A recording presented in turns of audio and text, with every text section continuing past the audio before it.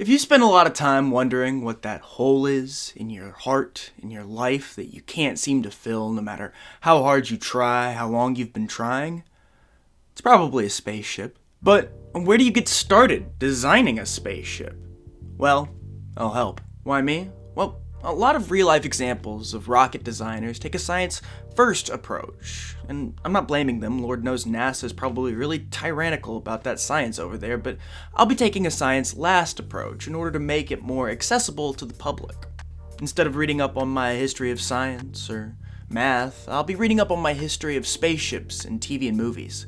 That way we can figure out how to make the spaceship look cool, and then you can figure out the science later. This is the least scientific thing I've ever seen! You be quiet! That's not me trying to be lazy, I just never cracked above a C in any science class I've ever taken.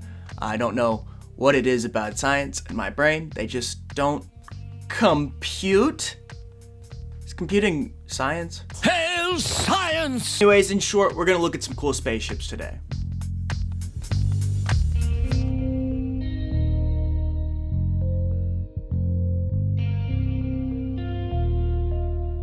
We'll work through our examples chronologically, because a lot of sci-fi stories tend to build off the sci-fi stories that came before them. Fortunately, talking about Doctor Who's iconic spaceship, the TARDIS, is easy, because it's just a blue box. A British blue box, built by the boys in blue back when the show began. The TARDIS is a space-time machine created by Time Lords that has the ability to disguise itself as a police box, translate languages for its passengers, hold a huge scale of various rooms, and materialize and dematerialize anywhere.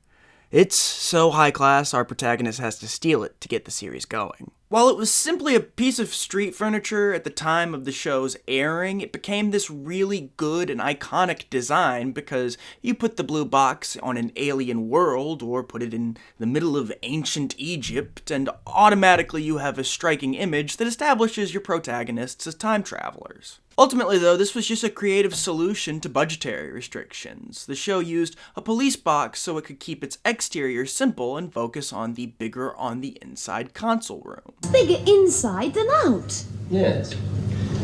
That's because the TARDIS is dimensionally transcendental. What does that mean? It means that it's bigger inside than out.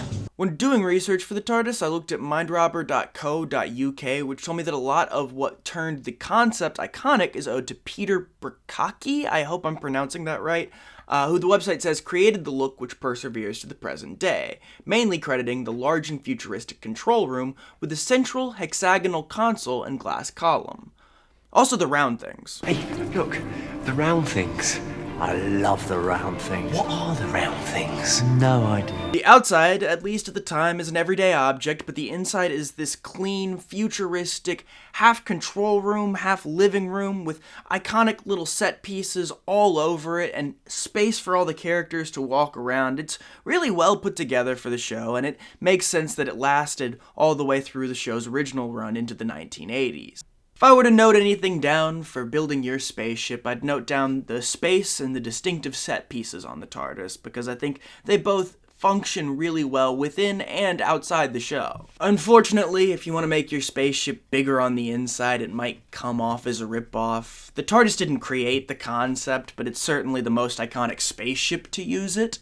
And that also eliminates using everyday objects like a car, or a tree, or a fridge to fly around space because police box is taken.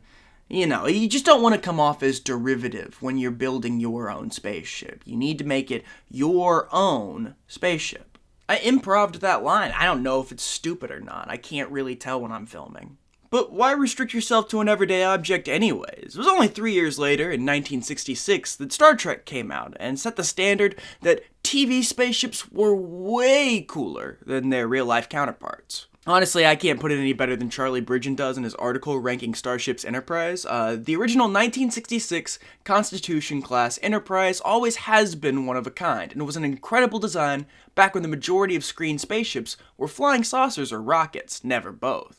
but designer Matt Jeffries put the two together and bam, an instant classic. Jeffries starts a trend in this video where spaceship designers build off the idea of the stereotypical spaceship, what the viewer has already seen a lot of. In this case, they're building off of rockets and flying saucers, which were the popular spaceships depicted in science fiction. I'll be honest, I haven't seen a lot of the original Star Trek. It wasn't one of the things that I got interested in. The Enterprise is such an iconic ship that I just had to include it here, because it would be a lie for me to say it's not one of the first ones I think of when I think of spaceships. The trend of adapting tropes continues with the Millennium Falcon. The Millennium Falcon is a light freighter with enough modifications to make it fast and formidable, and Han Solo didn't even have to steal it like the Doctor.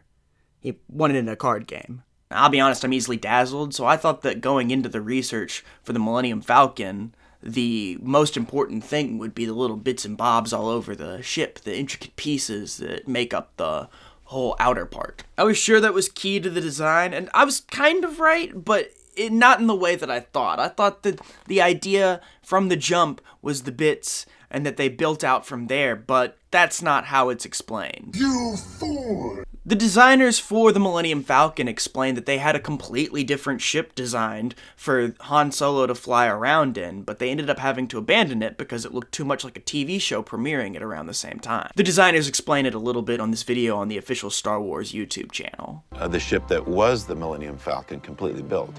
Right. That became the Rebel blockade runner. Right. But when Space 1999 came out, George saw that ship, the Eagle. Right.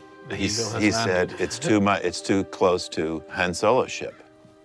We need a new design for Han Solo's ship. It should be as far from that sort of long pointed ship. Right. You know.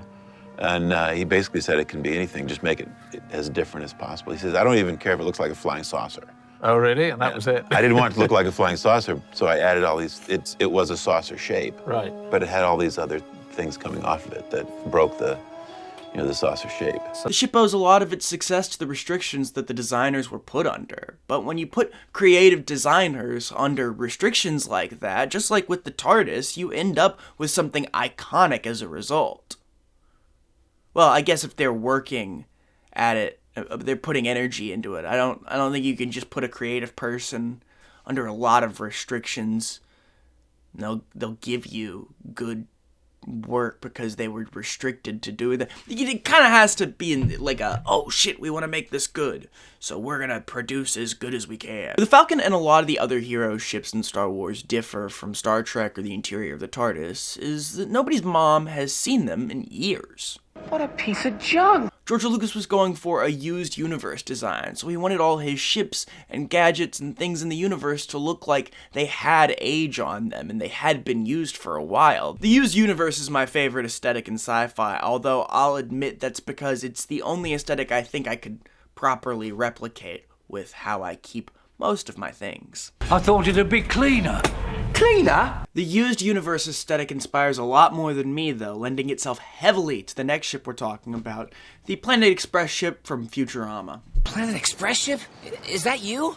Oh, hi, Fry. However, Matt Groening wanted to take it a step further, as by the time Futurama was hitting the market, the used universe aesthetic, as well as Star Wars, had oversaturated the market with knockoffs and spin-offs and all of the sort. When Futurama was being created, he wanted to get away from the idea that most science fiction these days is all military, as he explains in an interview from Mother Jones, and that he wanted his own story to be about a group of misfits who weren't fighting in some sort of grand war. I'm staring with my ass! That's the best thing I ever saw! The Planet Express ship is a delivery craft that runs on dark matter and works by moving the universe around it, and the protagonists even legally use it under the employ of its owner. The idea of it being a more chaotic group of people is reflected in the Planet Express ship's less sleek, more bulky green look. What a piece of junk! Going for what a spaceship from the 1950s version of sci-fi would look like if you'd kept it in the garage for a few years until your 16-year-old was ready to try it out as their first ride. That's my lab table, and this is my work stool, and over there is my intergalactic spaceship. But while it seems to be pulling from the same saucers and rockets that Star Trek and Star Wars did, it also avoids doing the exact same things that they did with those designs, because by that point, they were just as iconic as the images that inspired them. The The same desire to be different from the Millennium Falcon or the Starship Enterprise shows itself in the making of TV series Firefly. Whitney Seibold goes into how it affected the sci-fi series, explaining that for series creator Joss Whedon, it was crucial that the Serenity remain small, citing a Whedon quote where he says, "There are not 1,400 decks, and a holodeck, and an all-you-can-eat buffet in the back. It's very utilitarian." Because it's a death trap. That's not... You are very much lacking in imagination. Serenity is a Firefly-class ship, with quarters for its crew, a kitchen, a medbay, and a cargo hold. And Malcolm Reynolds purchased it, thus completing this video's journey to legally acquiring spaceships. While Whedon seems to have more of a problem with tropes he sees as established in the Star Trek universe, I do find it funny that a lot of his ideas of what's wrong with those ship interiors are that they seem to be bigger on the inside. My entire understanding of physical space has been transformed! Although pushing against Star Trek's sleeker look does make him fall more in camp with Star Wars' used universe look, as well as the idea of a living room, spaceship feel being something that I saw first in Star Wars. Well, I guess I saw it first in the TARDIS, in the interior, but again, Whedon was definitely against the bigger on the inside thing. Point is that the big thing that Whedon used to differentiate himself from all the spaceships that came before him is the idea that the space had to be like this mappable reality. It had to fit in the exterior of the ship. It had to be a place where you knew where everything was or could easily map it out. The rooms had to be individual and they had to serve a purpose, and the spaceship couldn't just have anything that they wanted it to. It's probably these types of interiors that I would take inspiration from for you if you're making a real-life spaceship, because unless you can figure out how to fit a separate dimension into your interior, you're gonna need to figure out how to use your space wisely. The through line I see with a lot of these spaceships is that a lot of these designers use their love of sci-fi and the spaceships that have come before them when they're building their own spaceships, whether it be using that design to inspire theirs or trying to do something that they hadn't seen done in that design. This is important to me because I used to think that if you wanted to create a spaceship, you had to do something completely different from anything you could be before. I didn't see any of these spaceships in each other, so I thought that there couldn't be any way they were all building from the same thing. But the reality is that a lot of times the designers just took what they liked and then made it their own. Which unfortunately means I have some work to do on my concept of a spaceship because it's just a flying Megazord head right now, which is not really my own concept. It's just the head of someone else's. I'll get to work redesigning my spaceship, you guys start designing your own, and then once you figure out the science, we'll come back here and you guys can teach it to me. I guess I'll record a video of me listening and then you guys just explain it in the comments. That'll be next time, for sure. See ya!